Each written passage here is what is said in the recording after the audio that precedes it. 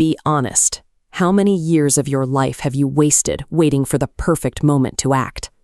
Most of us are paralyzed by a specific desire. We want the mastery without the apprenticeship. We crave the glory, but we recoil at the thought of enduring the hardship that produces it. History shows us that great works do not randomly appear. They remain invisible until someone possesses the vigilance to watch for an opening and the daring to seize it. Weakness waits for ideal conditions to emerge.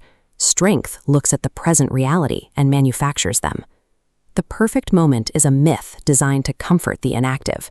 True agency only begins the moment you stop waiting for the world to turn something up for you.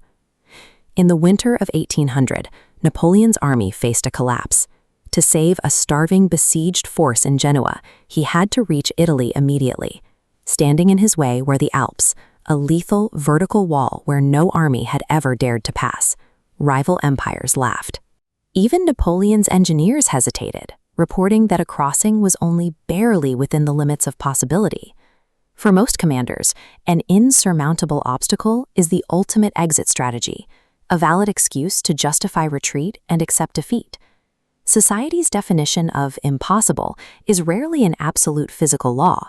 It is usually just the point where ordinary effort decides it has done enough. Napoleon dismissed the hesitation of his experts. He saw a victory where others saw a grave and gave a single, blunt command. Forward then. 60,000 men began the grueling ascent, hauling ponderous artillery through a freezing, lethal environment that had never known the weight of an army. Every other general of the era had access to similar tools and similar soldiers. Napoleon's only differentiator was a resolution that refused to shrink from the environment. Real power lies in seizing a common, terrible occasion and forcing it to become great. By leaning into the extreme need of the moment, he mastered the obstacles and transformed a geographic barrier into his greatest strategic advantage. History is not shaped by those who wait for favorable weather. It belongs to those who extract success from raw adversity through sheer grit. While the Alps show what happens when we advance, the dark waters of the Atlantic reveal the price of standing still.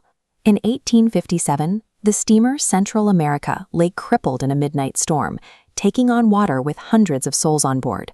A rescue vessel arrived, ready to take passengers immediately.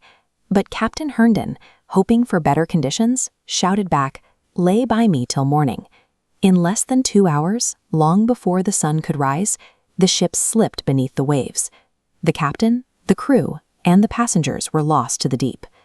This is the lethal cost of hesitation.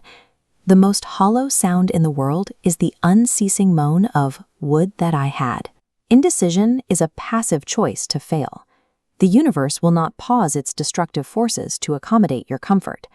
This mechanism of choice is currently active in your own life. You are surrounded by raw, unshaped situations waiting for a decision.